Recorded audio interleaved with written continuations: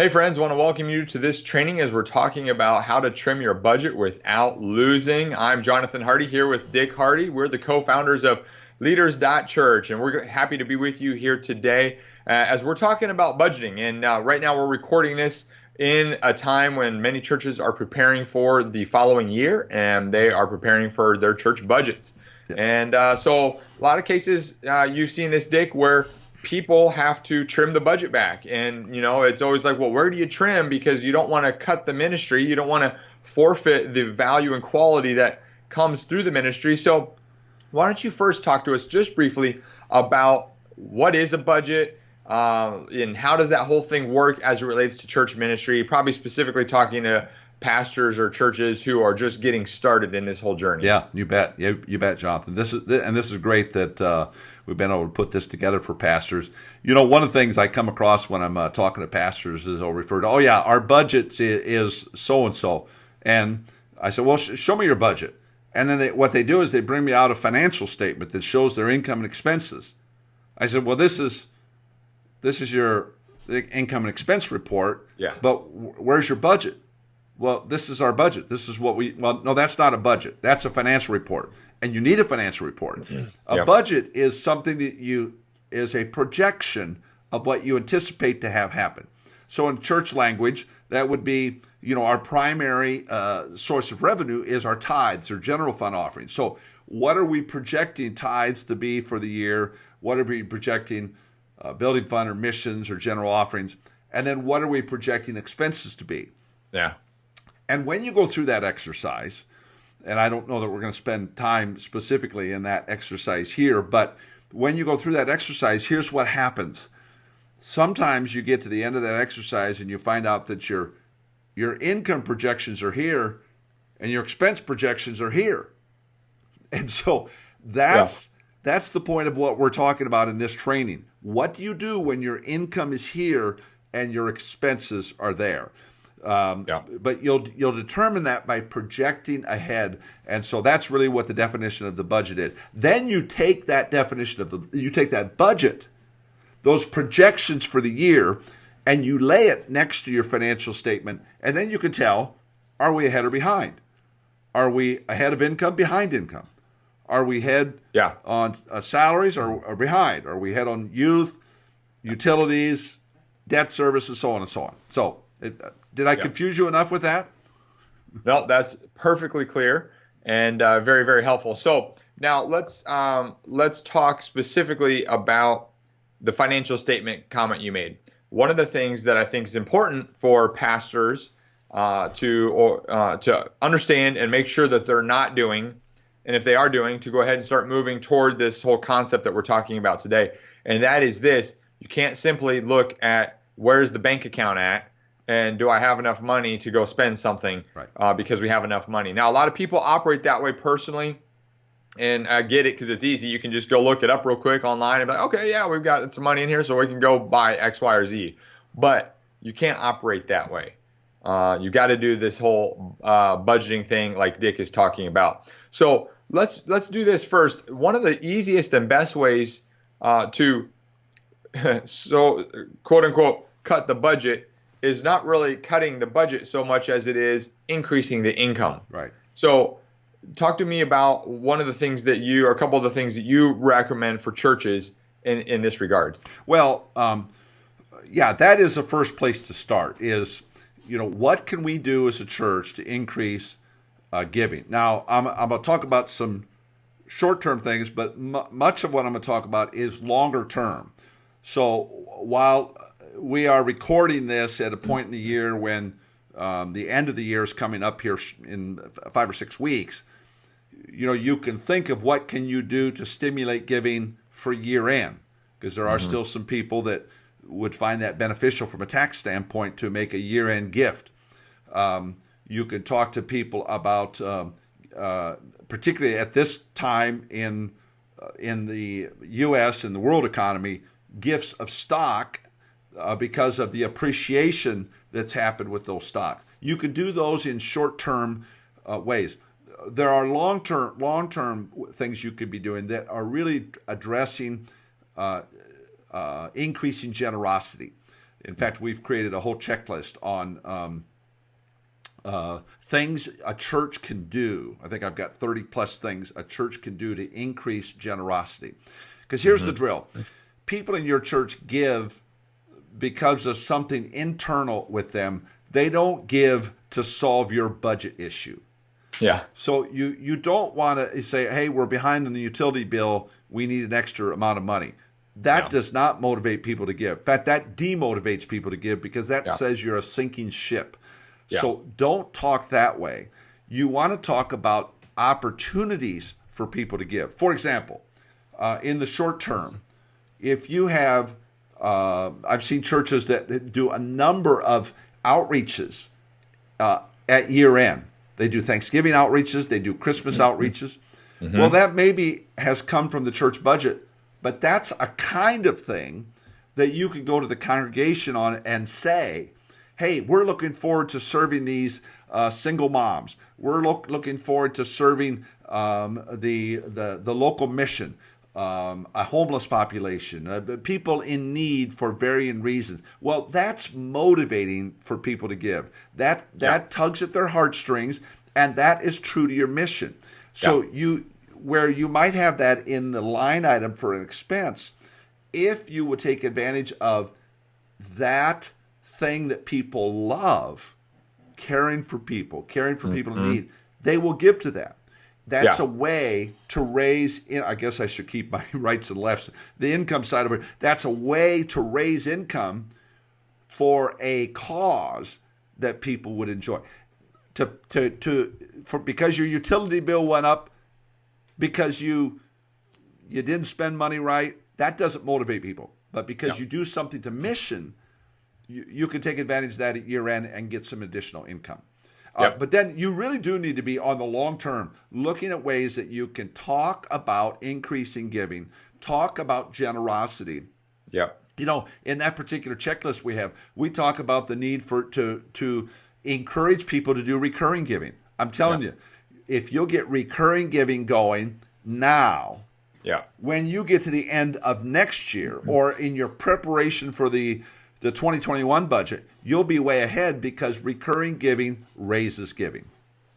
Yep, absolutely. And the checklist he's referring to is what we call the Cultivating Generosity checklist. So you can find that there at Leaders.Church. So now, I think that's great. And that's a great place to start. There is probably some low-hanging fruit there that is worth trying to grab, and that could immediately help you as it relates to the budget. But let's talk about some ways that you can trim and not lose. Because anytime you trim, it just feels like you're losing. It feels like you're cutting the quality. It feels like you're going to minimize your ability to do what you wanted to do. So why don't you just kick us off with some ideas? Here are some things that I would be looking at that you should always be, or you should regularly, periodically be looking at these items here. I'd look at your debt service. Now, you may say, well, we've got a great interest rate. Well, you know what? Bankers are interesting. Well, if you go to your banker and say, hey, we've got XYZ interest rate, and what can you do to help us? We want to slide that rate down. And in the current economy, believe it or not, there's bankers have room to drop rates. Yeah. And although again, that's not going to put piles of money in your pocket tomorrow, over months you're going to actually save some money. If you could trim a percentage of a point, a part of a point off, 2 points off, I mean, you'd be amazed at what that interest would do. So you want to be looking at that. Now, I don't want to steal your thunder if you're going to get ready to talk about that. Are you going to talk about merchant fees for online giving at all? Why don't you do that? Well, okay, so this is kind of the same concept. When it comes to online giving, you pay merchant fees, 3%, 2%, 2.5%, somewhere in there. Could be less, could be more. Well, the same thing is true. Go to the merchant and say, hey, how can we trim back that percentage? We did this at our church, and it saved us several $1,000s. Yeah. Just simply shooting an email. I think I got on the phone once, and they trimmed it back. They said, yeah, we can make some modifications to the rate. they're not giving you the best rate on the front end. The first time you sign up for that merchant, doesn't matter who it is, you're not getting the best rate. You're getting their best rate. Right. And so you've got to come back now and say, okay, hey, we need to. I want the bank's best rate, the merchant's best rate. So there's another way. Immediately, you'll be able to start trimming back. That's going to help your monthly cash flow. And let me tell you a term to use when you do that. You start your conversation with, "We're getting ready to shop this." Yeah. Yep. So you're telling them that if they don't do it right, you're going to leave. Yeah. Now, and you maybe aren't going to leave, but you just say, "We're getting ready to shop this, and honestly, if you'll just adjust this rate, we make this a very short shopping because we like working with you guys, but you got to adjust the rate." Now, let me also on this. I'm glad you brought that up, Jonathan. Yeah. I've had two churches. I'm going to leave it to one. I had one church back in Pennsylvania, and they would not do recurring giving because of the fees. Oh, yeah. And let me just tell you, that's wrong thinking because they're in the old school. Write a check. Well, I want to tell you, people under age 40 are not writing checks. Yep. When you look at that, they're doing all their stuff online. Yep. And you may say, "Well, I don't want to pay the fee." Well, I want to tell you, you'll get more money. Oh, yeah. So you could pay, let's just use an example. Somebody's going to give you a $100 check. Okay? You pay zero fee for that because they gave you a check. Yep. Well, what if they would give you $100 online for 6 months? Yep. Well, and you've paid 2.5%, 3%. I'll do that any day of life to get more money. So, if you come across that, you have to dismiss it. You will get more money by having the online giving than if you don't have it. It feels like you're just wasting money by doing it because you're looking at it and saying why, but you are not wasting money. Case in point. So I've been serving as the administrator of the church I'm a part of for over 6 years. We track where the money's coming from. 60% of our income is online. Wow. It's either recurring, it's one time, it's text message. Well, if we didn't make that easy for people to give, I guarantee you we would not recoup that 60% through cash and check. Right. No way. Not going to happen. So the few $1,000s or what, it might be $1,000 for you, it might be $500, just depending on your budget, your income. That's a small price to pay compared to the increased income that you're going to be getting by making it available. Yep, so there are a lot of churches out there that haven't jumped in yet, and we want to encourage you, if that's you, make sure to do the online giving. So exactly. Good. Okay, I think we beat that horse dead. So let's go on. What's next? Well, I think you would also go to here's places where you don't go. Let me interject this. Sure. While you can always do do something with things like utilities, you can turn the stat down 1 degree in the winter and turn it up 1 degree. And I get that. Yeah. But by and large, some of those big things like that are what they're going to be. Yeah. Snow removal, yes, you can shop it to get a little better rate, but if you're in an area where you get snow, you're going to get snow. Yeah. And if you get the picture. But here's one of the things I would do. I would be going and looking, and I'm going to use the term departmentally. Okay. So you're going departmentally, you're going right down the line with all the areas where you spend money. And one of the things you could do is do an across-the-board cut. I don't like the word cut, but adjustment. Across-the-board adjustment. Now, it has to make sense. For example, if you're at least on the front end of things, you don't want to be touching payroll. Payroll is a last resort. But so let's say pick a number. You're going to reduce everything by 2%. So you're going to go into the office supplies 2%. You're going to go into youth budget 2%, children's budget 2%. You can maintenance 2%. You can go on and on down the line. Mm-hmm. But the trick is, it's easy mathematically to just go do those 2%. But I can tell you, after my years of experience, you've got to realistically go back and look, does this really work? Yeah. Or am I doing something making myself believe that we could trim this, Yeah. but we really don't. Yeah. Don't just trim it because the budget's going to make it look better, but it's not realistic. But it's not realistic. Yeah. And I can use that same argument over on the income side. Sure. We'll just project that we're going to make more money. We're going to get more money. We're going to go get more giving, but don't do anything to get it. Yeah. You just made an Excel spreadsheet look nice and balanced, but it's still not going to work. Yeah. So, for example, let's talk youth and children. You may say, let's do a 2% cut on youth, 2% cut on children. But let's suppose there's a factor that is that there's a difference. Let's suppose youth had a pretty good size increase when you set the budget, but children did not. Well, realistically, you probably have more room to trim back youth than children, given the circumstances of how the budget got put together in the first place. So all I'm saying with that is go down and you do your across-the-board adjustments, but then go back to each one and tweak them back and forth. Let me also interject here, particularly when I say youth and children. When you get into this exercise, somebody's going to say to you, you're cutting into the bone. You're cutting into the muscle. It's terrible what you're doing to the budget. And while we don't advocate that you do things terrible, as a leader of the budget, you're going to have to withstand critics that say you're cutting into the bone and the muscle. In almost all cases, there's room to trim money out without cutting into the bone and muscle. Even though you're going to be accused of doing that, you got to have a thick skin. Well, and I think you have to walk the people through it. So if you have someone who's like your kids leader or your student leader, or whether they're paid pastor or whether they're associate or volunteer or whatever, it doesn't matter.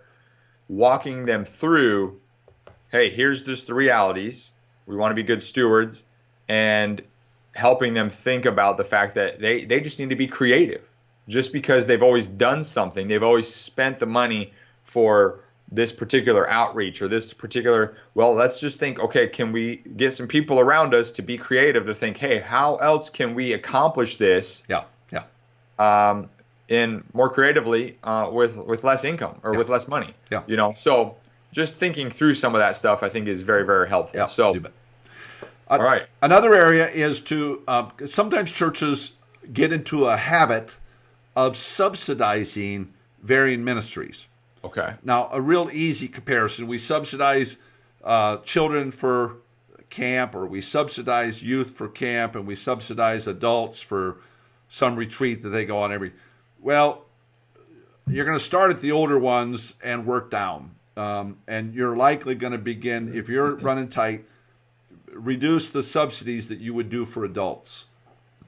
When you get into children and youth, you're probably going to have to be a little more selective with that, but be careful about how much you're subsidizing. The more you can make, the more you can encourage departments to pay for them, pay as they go, the better off you're going to be.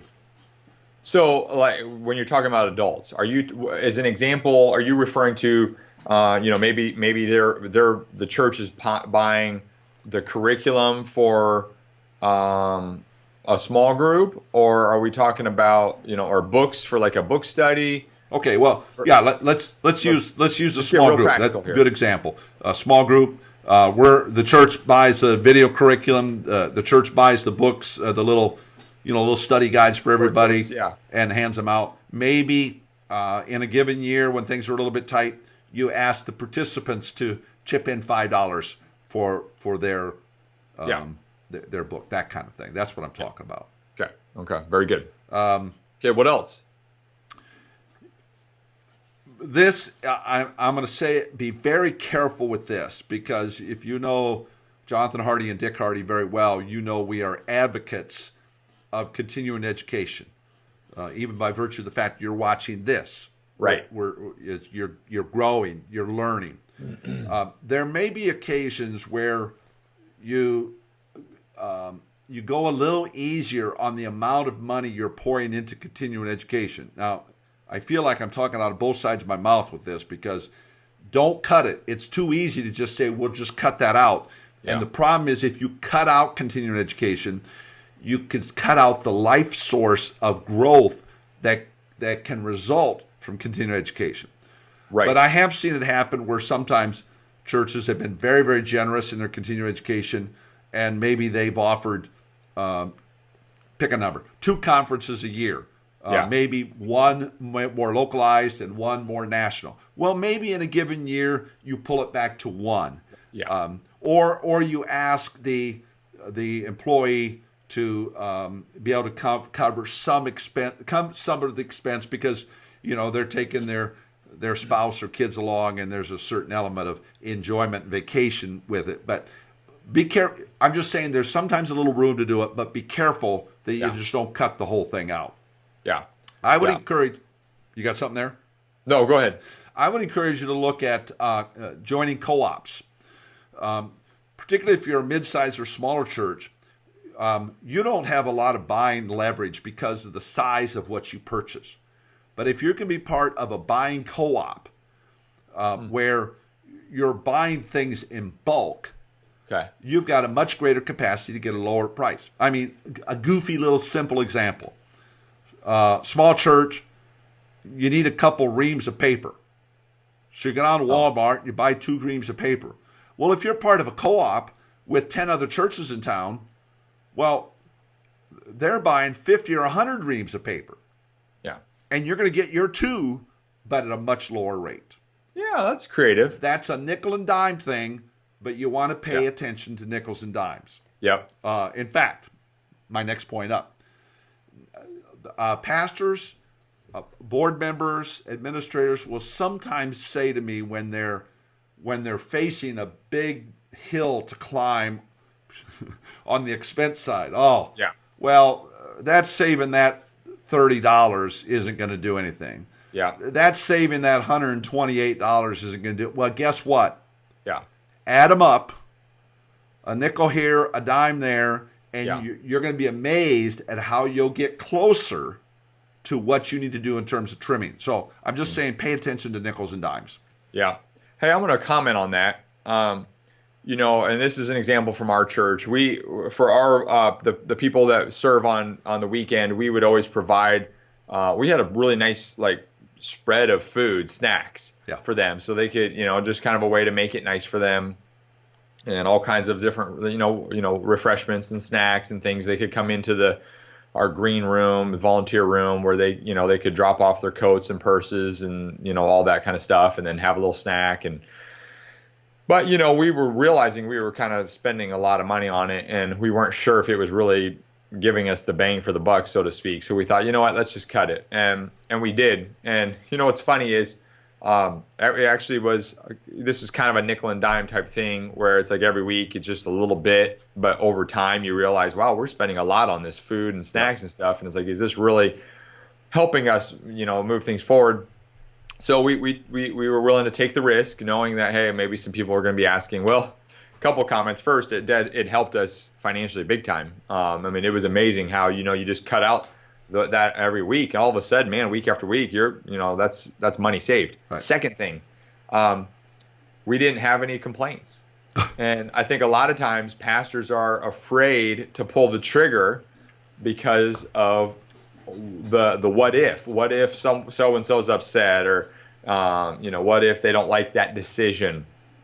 And I know it's hard to those feelings are real, but for you watching this, I want to encourage you, if you feel like it's the right move, be confident and just be willing to do it. And, you may have to have an awkward conversation, a difficult conversation, but if you have the basis for why you made the decision you made, then you can present that. And at that point, then that's on them to receive it or to, be upset still, Well, and let me interject here on that very subject.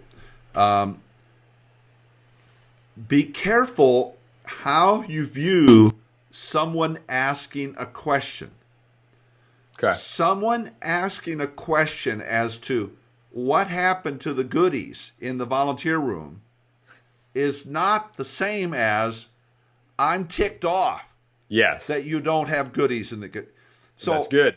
that I've seen too many pastors that simply because somebody asked a question, they view it as that's a complaint. No, that's not a complaint. They asked a question. Yeah. You give them the answer. Yeah. And by and large, that's it for people. Mm-hmm. They just want to know why or what happened. Right. And to your point, Jonathan, assuming there's some good rationale for why you did it, you give it to them. Yeah, you explain it, and then they're like, "Oh, okay, that makes sense." Yeah, exactly. Yeah. So, well, are there a few other things, or? Well, the last thing I'm going to talk about is the big kahuna that nobody wants to talk about because nobody wants to go there. Okay. And it is the last resort. Yeah. If you get to a point where you feel like you've trimmed out everything, if you need to go to looking at reducing staffing expenses, now this would be for if you got just a single pastor, or if you have 2 or 3 or multiple staff, sure, you want to be very careful with this, and you want to help those people understand the process that you're in way before you get to the point where you feel like you have to talk about staff. Yeah. In fact, I would be lacing throughout all my conversations about trimming the XYZ budget, doing this with the office budget, doing this with youth, doing this with children, going to the bank, going to the merchant provider, and you're communicating to staff, we're doing all these things to help us not have to go to looking at staff. Yeah. So that they hear this way in advance, and it makes them way more cooperative. Yep. Because everybody wants to keep their positions. Yep. If you do end up going to staff, now this is a conversation way beyond what we're going to be able to cover here in this video, but one of the first things I'd be looking at trying to do is to lower your expenses minimally on everybody. Okay. So that everybody participates. A simple math way to think of this is, let's suppose you have 5 employees. Okay. And this would not be true. 5 employees, and they're all paid the same. Okay. Be a pretty odd church if you had that. But for illustration purposes. For illustration, 5 employees, and they're all paid the same. And you've got to cut one of those employees out. Okay. You're way better off to reduce all 5 of them by 20% than to let go one of them. Now, it's painful for everyone, but as a group of 5, presuming that they're a team and they like each other, everybody still has their job. Yeah. Painful, I get it. Yeah. But if you can do things across the board with staff, you're going to get much better cooperation versus. And I don't care how many times you've done. I've terminated people in ministry, and it's just miserable. Yeah, it's just absolutely miserable to do. So you want to do everything you can to avoid doing that. Yeah. And to that point, I'd keep going back into the departments. I'd keep going back and looking for a nickel here and a nickel there, and to try to avoid going to staffing. Well, and I even wondered too, just as you've been talking about this, could a church even say, maybe a department's not the right word, but could a church even say, hey, you know what, we're just going to completely eliminate something rather than cutting it? We're going to, maybe it's an outreach that you do, or maybe it's some kind of activity that's maybe not necessarily cutting into the bone, so to speak, but it's a fellowship activity or something that the church would do. Maybe a family. I remember doing like Father's Day picnic, or those types of things, and that are part of the DNA of the church, and everybody loves doing it. Yes, but if you sit back and say, "Can we skip that this year?" Yes, could we skip it this year? And or it could be smaller things, but where you literally just say, you know what, we're just going to cut that out completely. There might be some of those. I mean, I understand the idea of just incrementally, percentage, 2% of everything, which is obviously good. But that's another thought that came to mind. I wondered, well, there might be some ways where you could just say, hey, this year, you know what, let's skip it. That doesn't mean it's gone forever. It just means this year. Two things on that. You get me all going, Jonathan. Oh, here we go. Now, Pastor, when we give you these video tips, these are designed to be helpful to you. If you come across something that you want to get rid of, but everybody loves it, and it's too hard to get rid of, if you'll do this kind of thing for this year, and then just not bring it back, it's a way for you to get rid of something you've been wanting to get rid of. Now, don't be disingenuous about it. I'm not suggesting you're dishonest with it. Yeah. But tell them we're going to do a year-by-year thing, and you'll be amazed at the number of people that just won't miss it because you stopped doing it. Yep. Someone will be like, oh, that's kind of nice not doing that anymore. Jonathan and I were both part of the James River Church that did this major 4th of July blowout every year. And John said, somebody asked him what he did on the 4th of July, on the first Sunday, the first year we didn't do it. He said, well, number one, I slept in. And I just sat at home and enjoyed the day, that kind of thing. Yeah. So you don't have to do things forever. And when budget things get tight, that's the time to look at some of these kinds of things. Let me also note to you, when you're talking events, happenings, departments, here's how not to ask department leaders to help you cut budget. I've heard this happen. Okay, tell me the unnecessary expenses you have in your department. What? Guess how many unnecessary expenses departments have? Yeah. They have no unnecessary expenses. Yeah. Everybody thinks that their department has absolute. So here's what you ask. You ask for, tell me what are the absolute essential, cannot do without it ever, ever, ever, ever. Then tell me what are the essentials that you need. Yeah. And then tell me what are the important things that you need. So you see, you went absolutely essential, and important. Yeah. Then once they've identified them, then you say, okay, now we're going to go and take a look at these important things. We're not going to touch the absolute essentials. Yeah. We're not going to touch the essentials. Yeah. But the important ones, we are going to look at a few of those about taking those out. That's good. That'll help. That helps you have them identify the lower end. And I love it how even all of them, they're all positive. Oh, even they're all positive. Yeah. Even the important ones, which is basically saying these are the weak links. These are the weak links of all of them. Yeah, but they won't tell you. Yeah. So Okay, so I want to just talk. I know we need to wrap up our time here on this training, but I want to talk just for a moment about the staffing salary, that concept, that discussion that you had. One of the things I think is important for churches to do is set themselves up for success so that in the moments when there's an economy downturn, when the income decreases, when something happens, the church is already positioned to where they're not going to have to lay off an employee or cut back potentially. And I know you advocate for a higher percentage than I advocate for, but or at least from your experience. But what I've learned from like the ARC, we were an ARC church plant, is to shoot for your total expenses to be 35% of the total. Your total expenses of salary and benefits and all that type of stuff, 35%. I know some churches are closer to 50%, some are more than that. But ARC, they teach 10% missions, 35% for facilities, 35% for salaries, and then 20% for things they would consider ministry related. Now, those are the percentages back when we started. I don't know if they still hold the same.